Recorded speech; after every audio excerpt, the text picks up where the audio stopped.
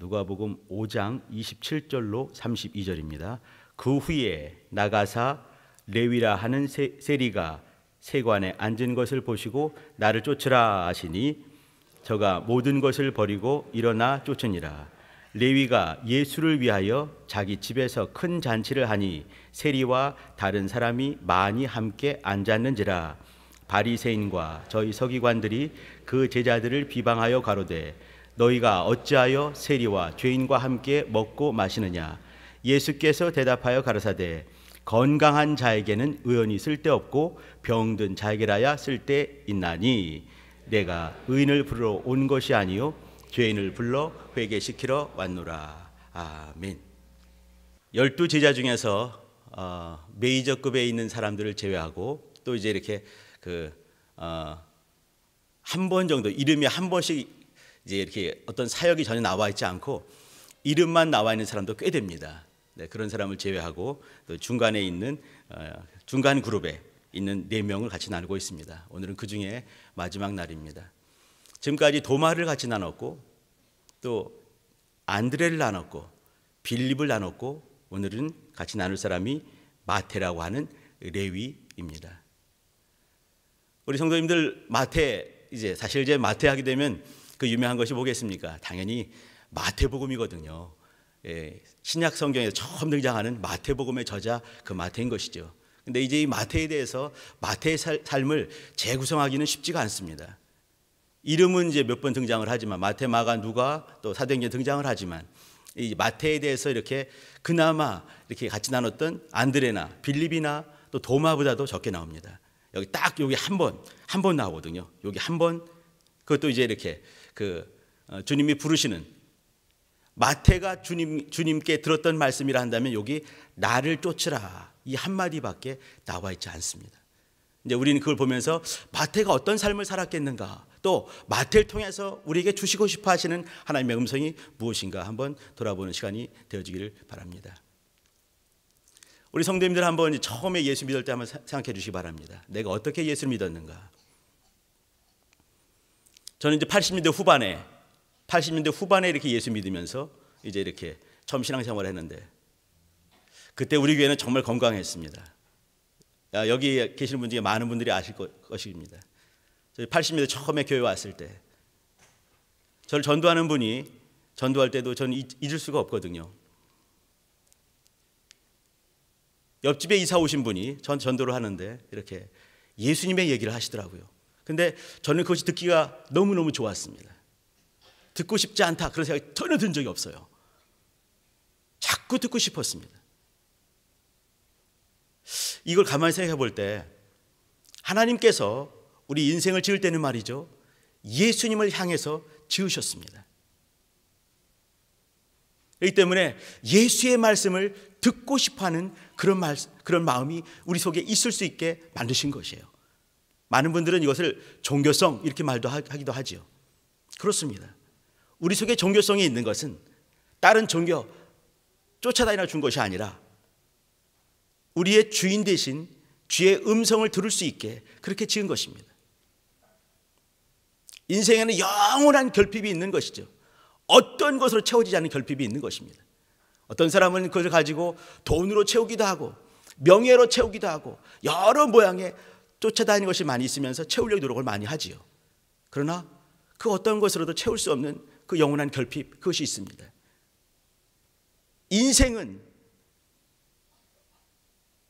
인간들은 이 결핍을 채우려고 노력을 많이 하지만 그러나 주님이 아니고는, 예수님이 아니고는 결코 채워질 수가 없는 것이죠. 우리 인생들은 그러면서 이렇게 일생을 구도자로 도를 정말 구하면서 진리를 구하면서 생명을 구하면서 영생에 들어가고 싶어하는 그런 마음을 가지면서 일생을 살다가 어떤 사람은 중간에 정말 불현듯 예수를 만나서 그 만족감, 큰 만족감을 가지고 영생에 쑥 들어간 사람이 있는가 하면 어떤 사람은 결국 못 찾다가 결국 찾지 못하고 죽는 사람도 있습니다. 예전에 4월 초파일 날 이제 조그맣게 이렇게 손바닥보다 작은 거죠. 요만한 칼럼으로 나는 것을 제가 어떤 신문에서 본 적이 있습니다. 저는 그때 이 성철 스님도 많이 좋아했거든요. 성철 스님, 법정 스님, 이런 땡땡이 중님 중에도 똑똑한 분 많이 계시잖아요. 참 좋아했습니다. 근데 그 중님이 하시는 말씀이, 스님이죠, 하시는 말씀이 뭐냐면 영원한 것에 대한 갈급함에 대한 걸 써놓은 것이에요. 4월 초파일 날 성철 스님의 그 칼럼이죠. 그러면서 하는 얘기가 뭐냐면 그것을 지금도 자기는 구하고 있다. 성철 스님 정도 된다 한다면 뭐 이렇게 알았는데 부처님이더라 하면 좋을 텐데 자기는 지금도 구하고 있다. 그런 그 칼럼이었습니다. 잊을 수가 없습니다. 근데 그러다가 이제 저는 이제 예수를 만나게 된 거죠. 그리고 저기 이제 그 청년회관 그 저 꼭대기에서 그때 예배를 몇 번씩 드렸을 때 그때 아니겠습니까? 저 끄트머리에서 예배를 드리는데 처음 예배 드린 사람이 무슨 은혜가 있겠습니까? 잘 못 알아듣는 말이죠. 근데 못 알아듣는 말이지만 알아듣겠더라고요. 이게 제가 지금 제대로 말하고 있습니까? 못 알아듣는 말인데 알아듣는 거예요. 이해가 안 되는 거죠.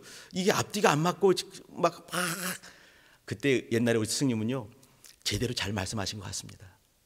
막 전할 때 그 짧은 시간 막 전할 때 못 알아듣지만 내 영혼은 감동돼서 울고 있는 나를 발견하게 되는 것이에요.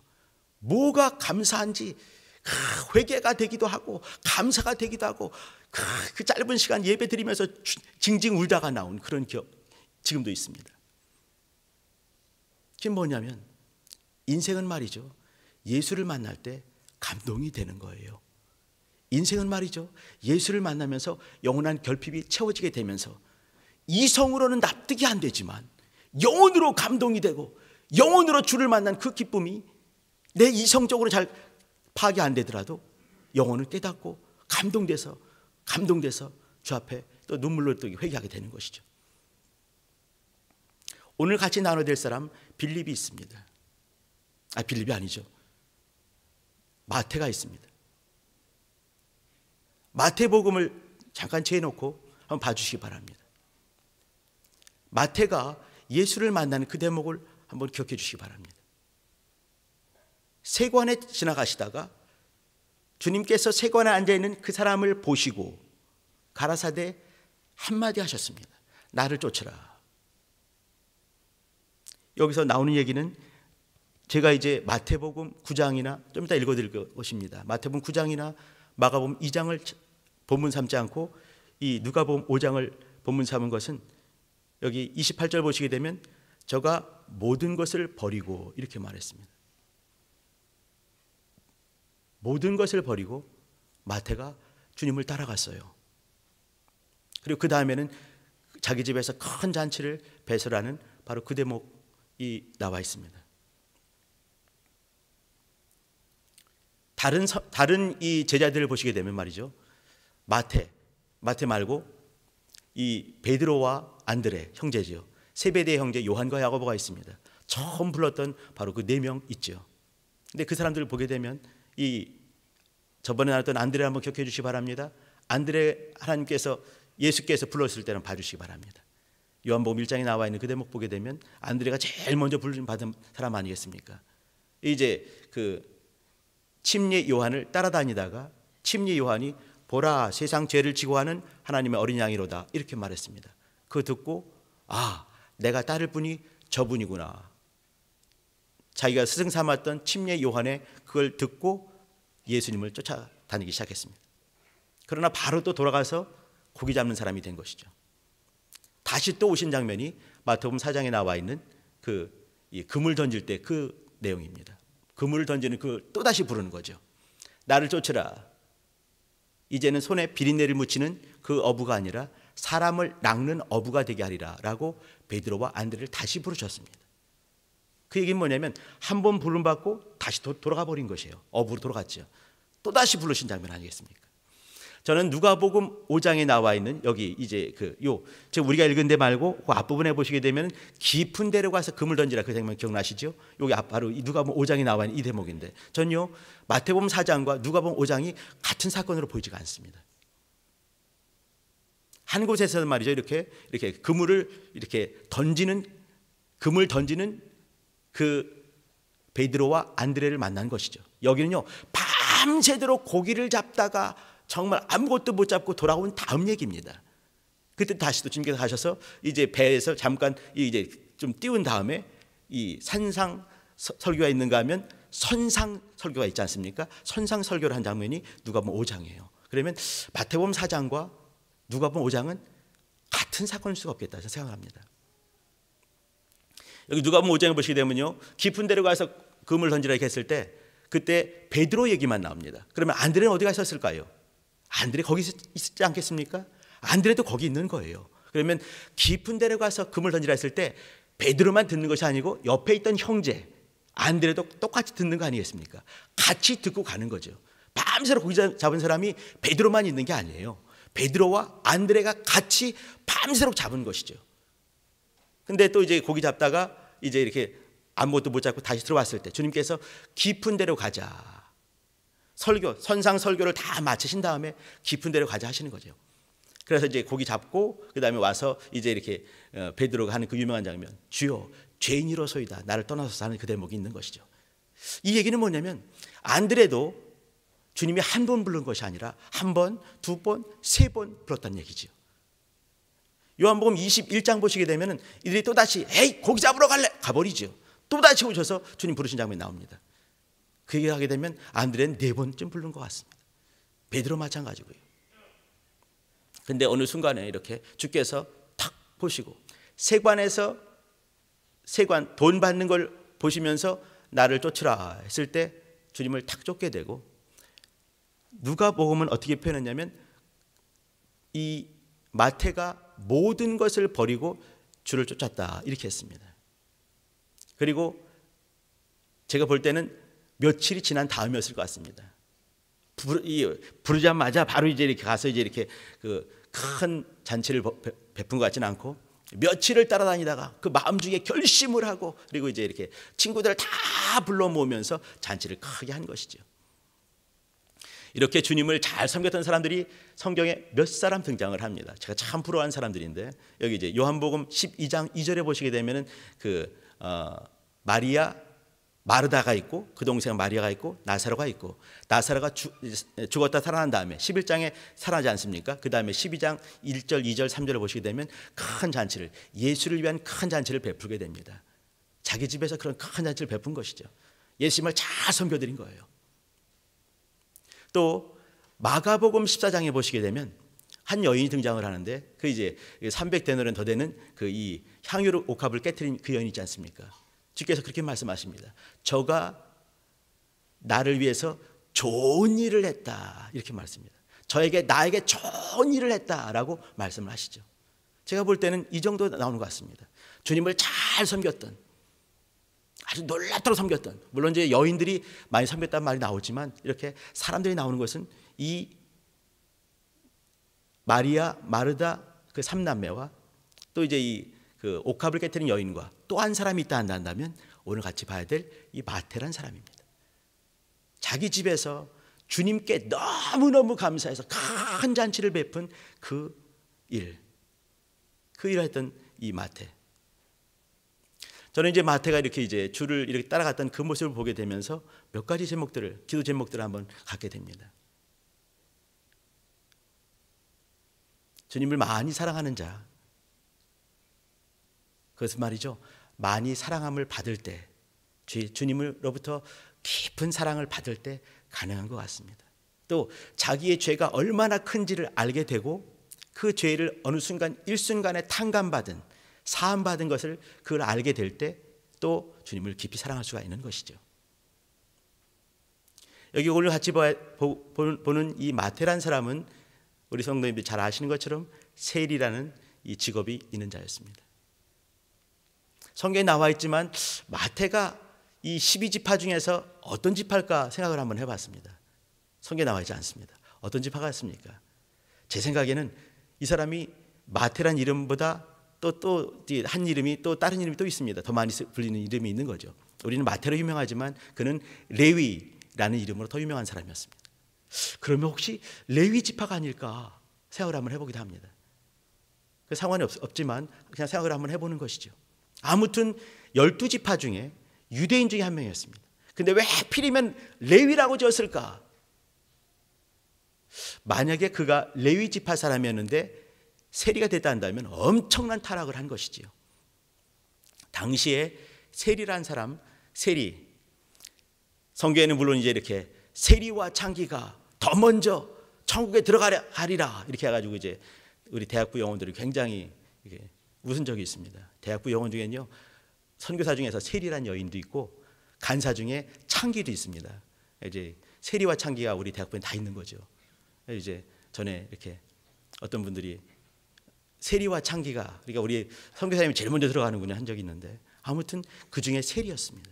더 많이 나오는 사람, 창기보다 더 압도적으로 나쁜 사람 넘버 원이 세리였습니다. 이 세리는 말이죠, 그 크게 두 그룹이 있습니다. 그 뭐냐면 이렇게 로마 정부가 세리의 직분을 놓고 이렇게 공매를 하는 거죠. 그러면 그 중에 돈을 가장 많이 이 공매했기 때문에 돈을 가장 많이 써내는 그 사람에게 세리장을 줍니다.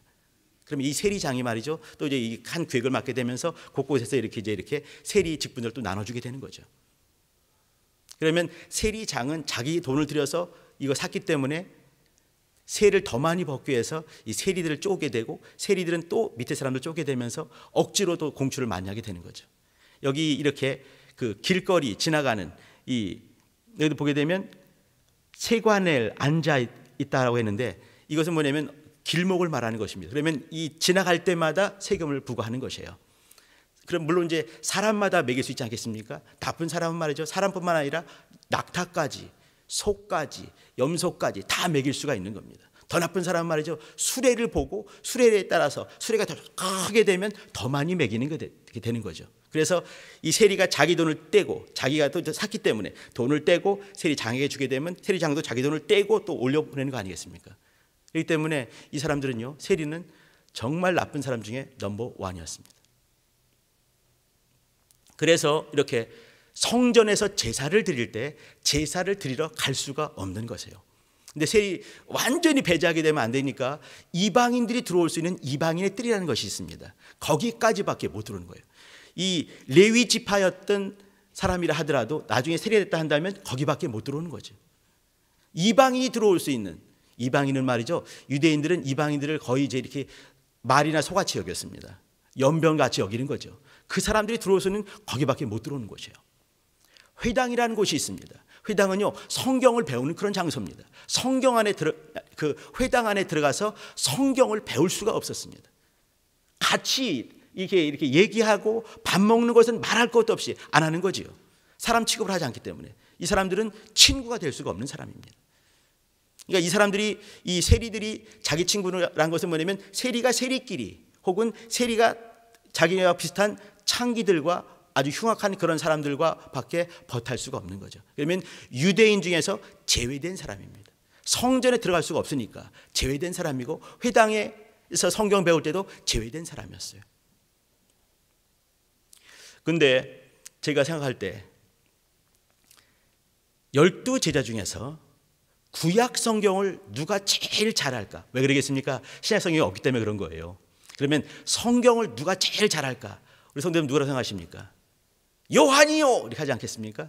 요한은 영감 있는 사람이었지만 그러나 어떤 사람보다는 더 잘 알지 못했을 것 같습니다. 그 어떤 사람이 누구냐면 마태라는 사람입니다. 마태복음을 보시게 되면 28장 있죠. 보게 되면 선지자의 말씀을 이루려 하심이니라, 이런 말씀이 있습니다. 선지자의 말씀을 이루려 하심. 이것은 뭐냐면 구약 성경에 대해서 너무 잘 알고 있어서 예수께서 어떤 하신 일에 대해서 그걸 다 토를 달아놓은 것이에요. 이것은 구약 성경에 이런 말씀을 예수께서 이렇게 이루신 것이다 라고 계속해서 말씀하고 있는 것이죠.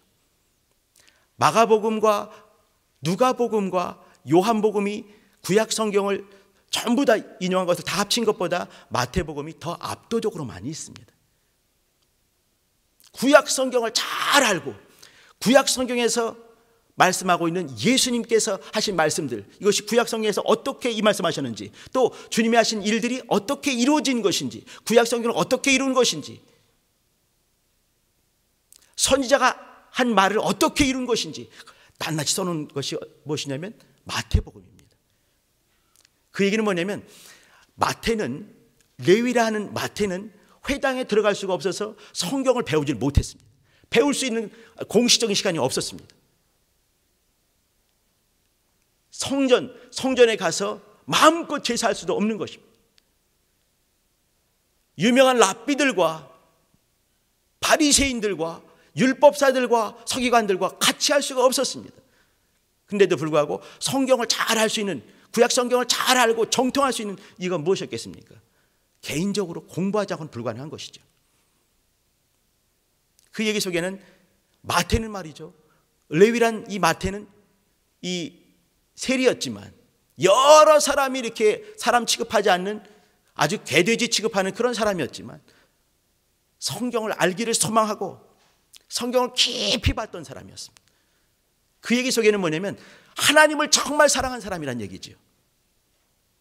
또 메시아가 오시기를 정말 고대했던 사람이에요.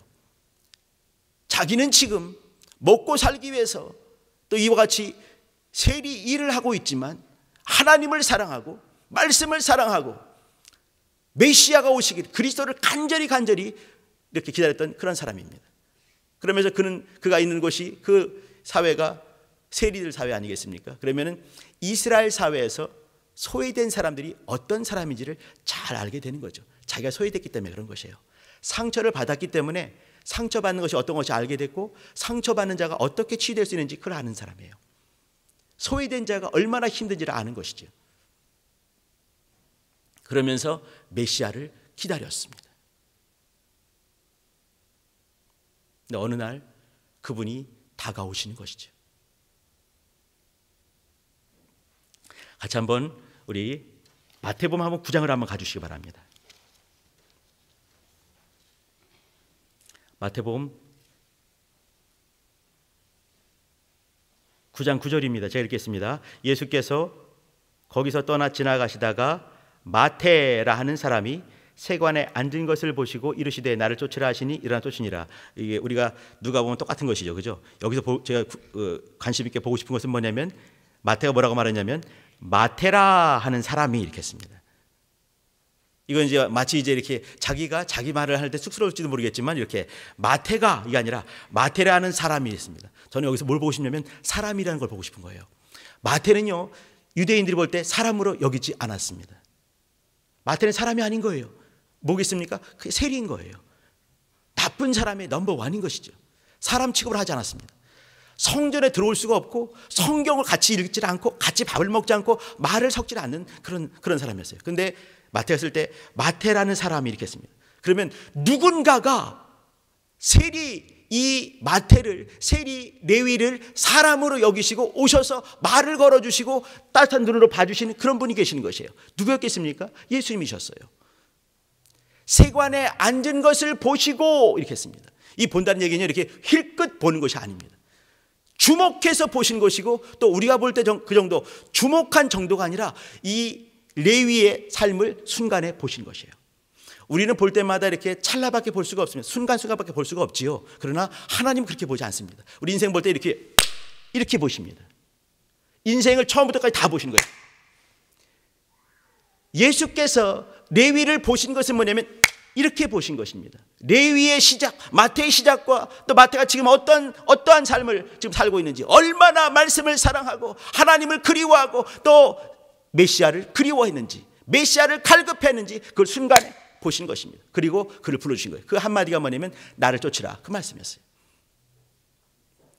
제가 어리버리하던 그 80년대 때 후반에 이렇게 처음 왔을 때 그 무슨 말인지 모르지만 그러나 그 말씀을 알아듣고 회개하며 징징 울었던 바로 그 같은 모습을 저는 이 마태 속에서 보는 것이에요. 주께서 나를 쫓으라 했을 때 그는 순간에 그걸 알게 되는 거죠. 저분이 나를 사람 취급하는구나. 마태라는 사람이 했을 때 나온 것처럼 저분이 나를 사람 취급을 하는구나. 나를 불러주시는구나. 우리가 읽었지만 이렇게 주께서 많은 사람들이 이렇게 아니 랍비라 하면서 예수님께서 어떻게 죄인들과 세리들과 저런 죄인들과 같이 먹고 마시느냐 했을 때 주님께서 하신 말씀이 의원이 필요한 것은 병자에게, 건강한 자에게 필요한 것이 아니라 아픈 자에게, 병자에게 필요한 것이고, 나는 의인을 부르러 온 것이 아니라 죄인을 부르러 왔다, 이렇게 하는 거죠. 마태가 여기 썼고 마가가 또 누가 똑같이 쓰지 않았습니까? 이건요, 죄인 누구였겠습니까? 죄인의 으뜸 누구였겠습니까? 마태라는 거예요. 레위가 되는 거죠. 아, 주님께서 나를 부르러 오셨구나, 그걸 알게 되는 거예요. 그때 그가 그 얼마나 큰 감동이 있었을까. 아무것도 모르던 그 청년이 그 본당 저 끄트머리에서 징징거리면서 들려오는 그 말씀 속에 예수, 그 들려오는 거죠. 예수께서 말씀하시기를, 예수께서 우리를 얼마나 사랑하셨는지 그 말씀 들을 때 징징 울었던 것처럼 큰 감동을 경험하게 되는 거예요. 아, 주님이 죄인 중에 으뜸인 나를 부르러 오셨구나, 나를 부르러 오셨구나, 그걸 알게 되는 거죠. 이것은 예수님의 사랑, 하나님의 사랑을 순간에 만나버린 거예요. 주님께서 인생의 레위의 처음부터까지 딱 만난 것처럼 레위도 주님의 처음부터까지 딱 만난 거 아니겠습니까? 아, 하나님께서 나를 사랑하셔서 하나님의 아들 예수를 보내주셨구나, 그걸 만나게 되는 거예요. 하나님의 사랑을 만난 거죠.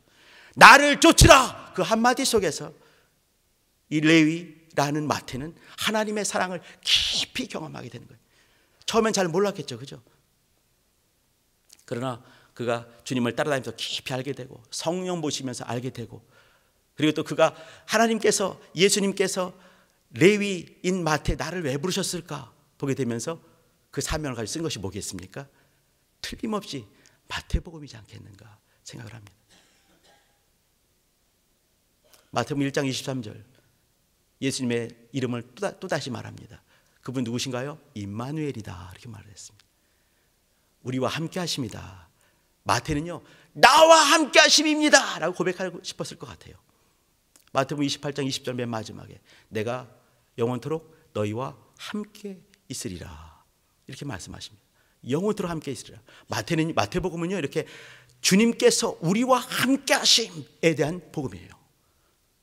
이거는 마태는 너무 깊이 만났기 때문에 나를 쫓으라, 그 한마디 속에서 너무 큰 사랑을 경험하게 되는 것이죠.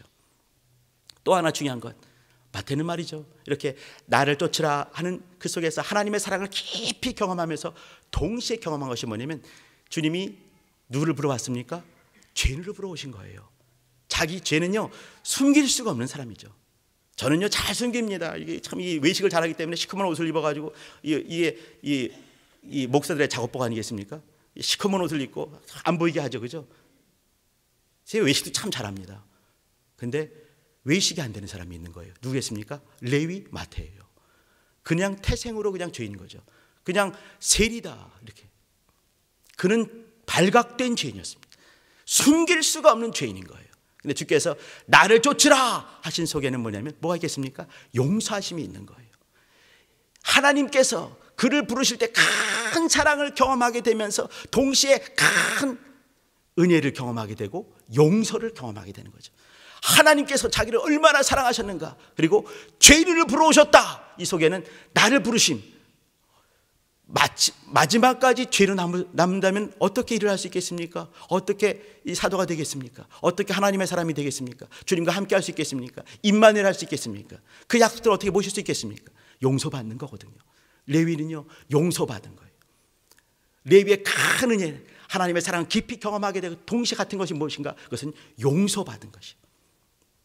그렇기 때문에 레위가 바로 이어서 했던 것이 뭐냐면, 여기 이제 마가복음에서는 다 내려놨다 이렇게 했습니다.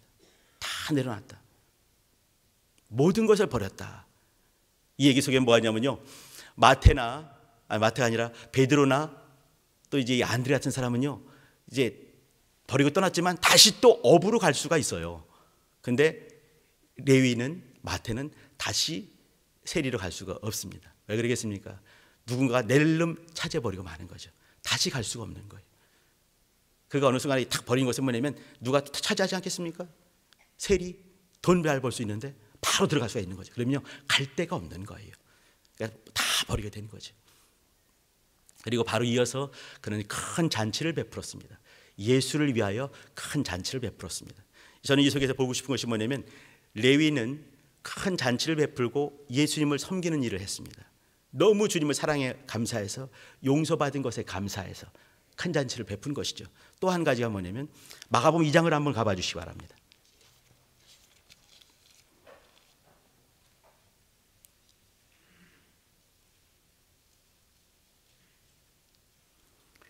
14절 보시게 되면 나를 쫓으라 하시게 되고 일어나 쫓게 되는 그 장면이 있죠. 15절 보시게 되면 그의 집에 앉아 잡수실 때 그 다음에 많은 세리와 죄인들이 예수와 그 제자들과 함께 앉았으니 이는 저희가 많이 있어서 예수를 쫓음이러라 이렇게 했습니다.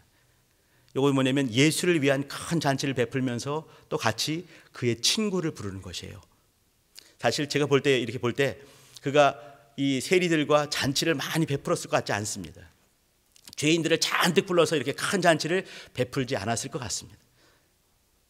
그는 말이죠, 성경을 사랑했던 사람이고 또 주님을 대망했던 사람이고 했지만 그러나 자기의 이 세리됨에 대해서 기뻐하는 사람은 아니었습니다. 마지못해 삶을 살기 위해서 이렇게 세리로 살고 있지만 죄송합니다. 그래 그 속에 그 이렇게 간절함, 말씀에 대한 간절함, 주님에 대한 간절함이 있는 것이죠. 그렇다면 자기 속에 어떤 죄책 이런 것들이 있는 거예요. 그러면 세리들과 같이 모여서 이렇게 모여가지고 잔치를 베풀고 먹고 떠들고 하지는 않았을 것입니다.